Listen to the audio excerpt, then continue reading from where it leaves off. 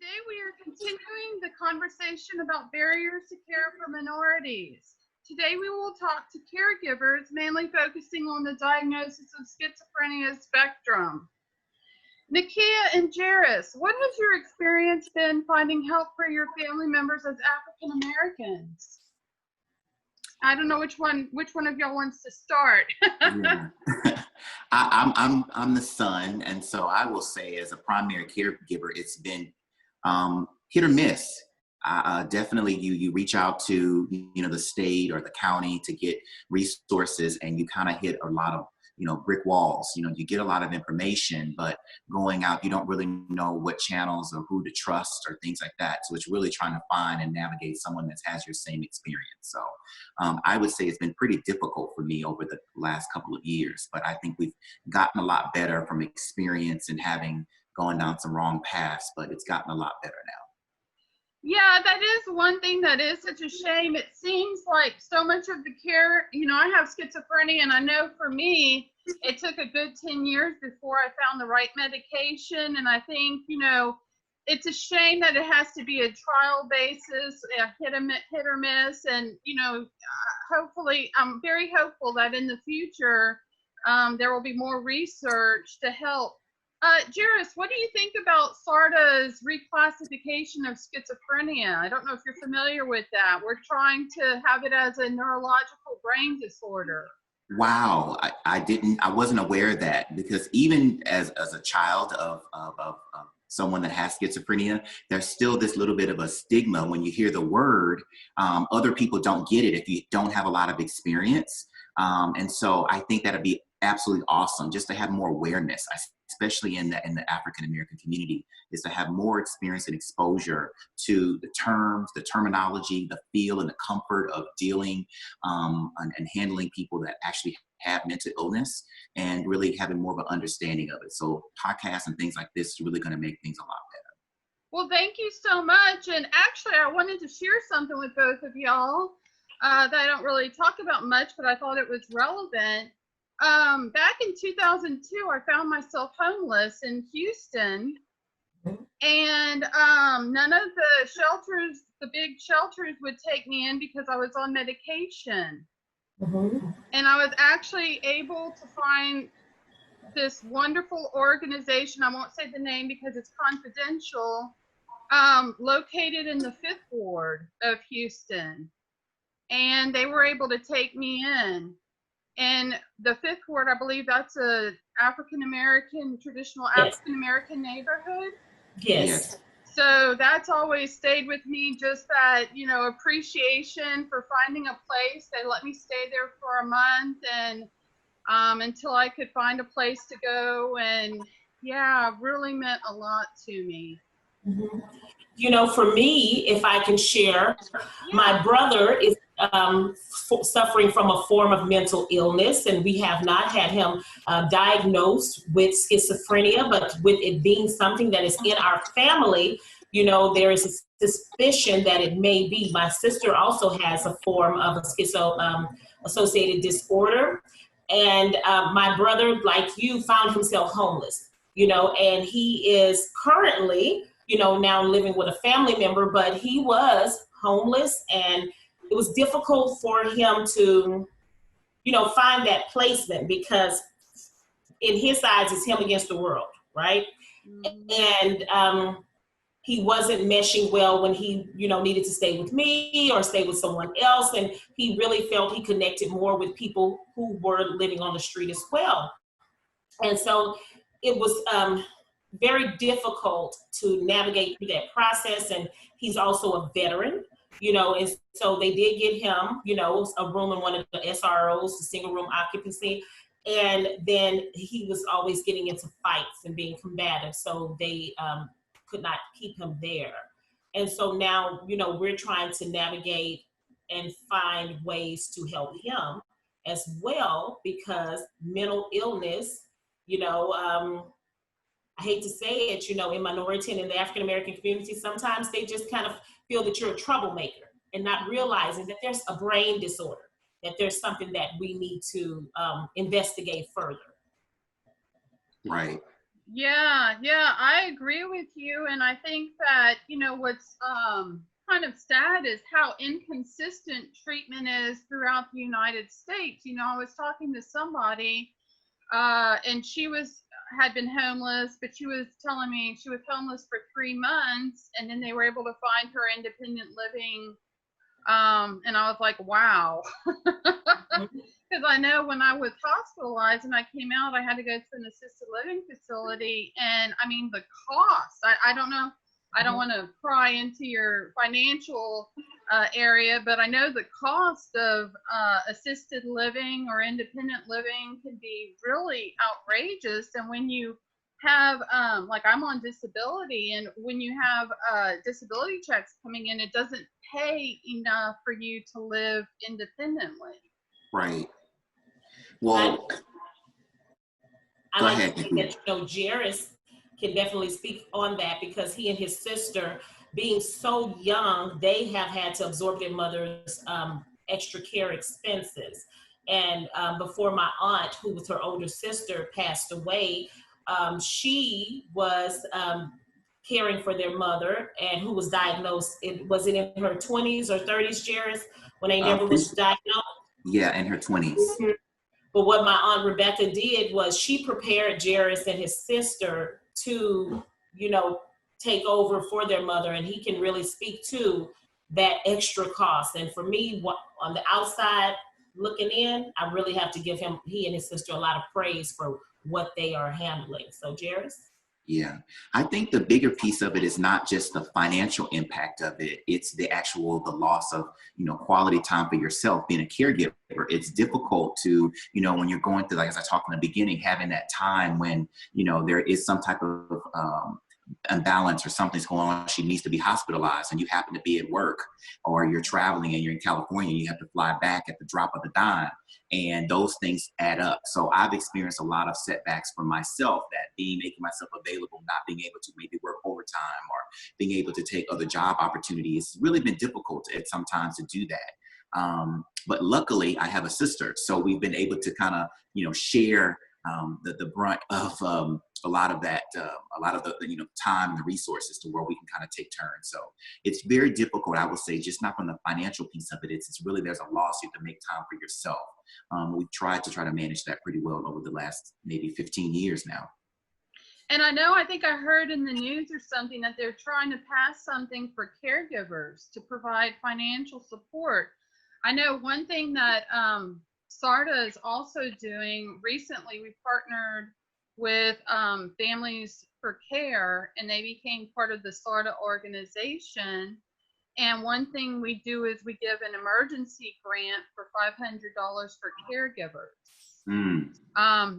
Because I mean, that's one thing I'm so fortunate about, is that, like for myself, I didn't start showing symptoms until I was 23 or so. And I had already gotten my bachelor degree, and, being able to work, being high functioning, and not, being able to stay with my parents, and not needing constant hospitalizations. And, it just seems to vary so much depending on the person. Yeah. I honestly, as we've been talking, the one thing that's just reigning true to me over and over again is lack of information being, trickled down. I'm not going to just say it to the Black community. I happen to be, highly educated, and I read a lot. I was not aware of some of the things that you've actually brought up. And so it's really about having those resources, or talking about it in our churches, in our our Bible studies, or things where you have large populations of people of color, to talk a lot more about mental illness. I'll be very candid to say that I've talked to many people, and it's never brought up regarding someone in their family or themselves that has some type of disorder that's mental, that they're not self-medicating with drugs or something of that nature. So it's really important, I think, is the trickle down of information. I was not aware of, the act that, trying to do more things for caregivers. So I'm definitely going to look into that. Okay, Nakia, do you have anything else to add, or? I think that the biggest takeaway for me, and this is what was so great, is that I came and I was just covering the event. I just came to one of your Sarda galas, right? And I met Linda and Russell, through my cousin John Cruz, and I was working at a news station.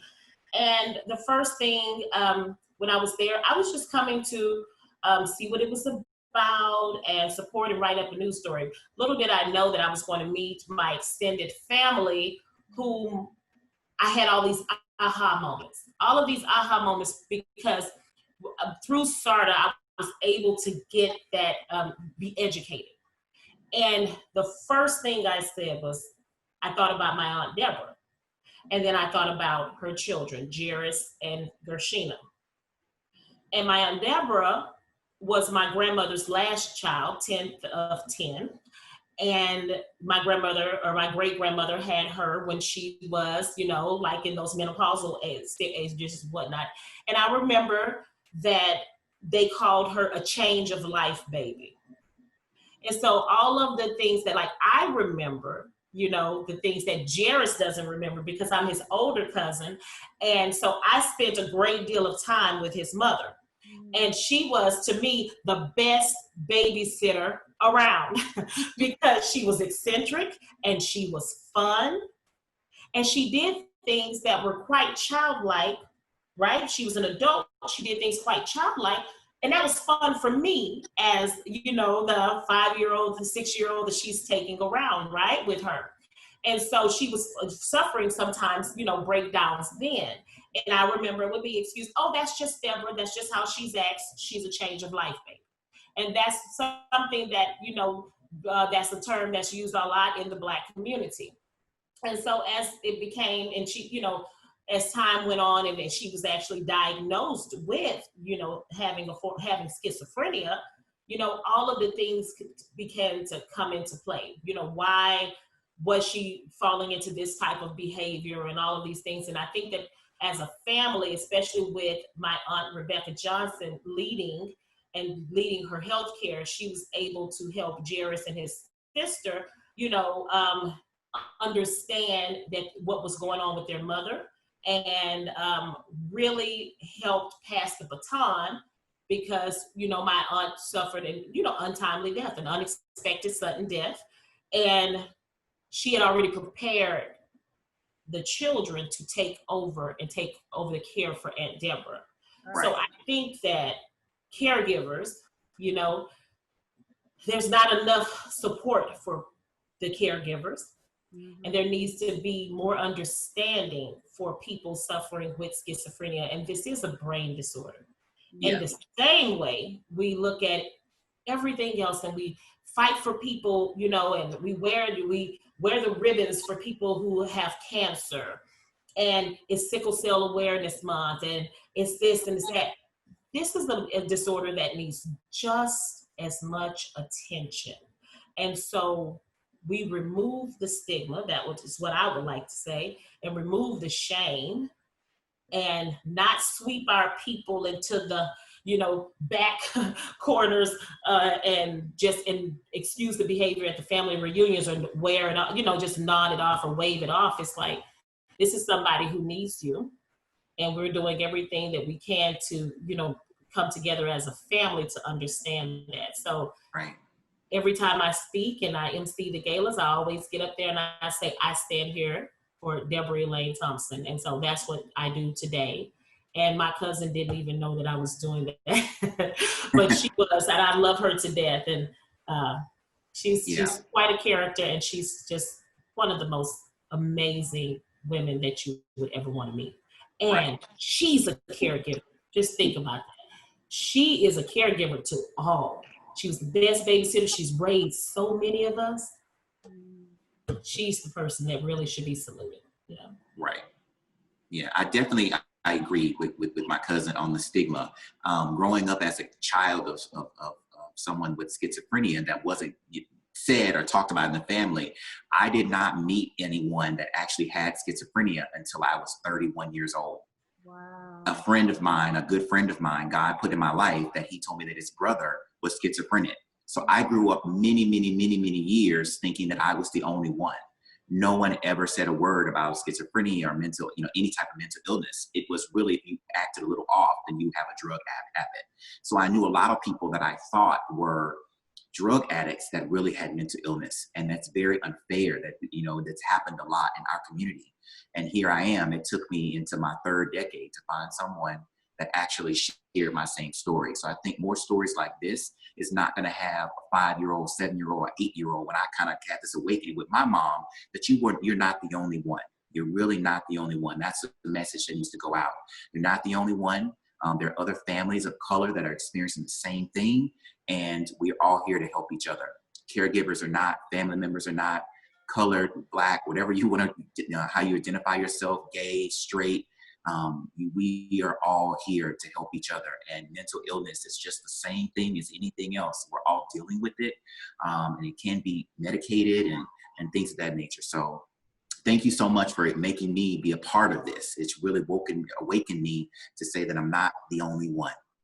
Well, and as a heads up for our viewers also, SARTA, in addition to having support groups, has closed Facebook groups. And I'll send y'all the groups in case you're interested in joining them.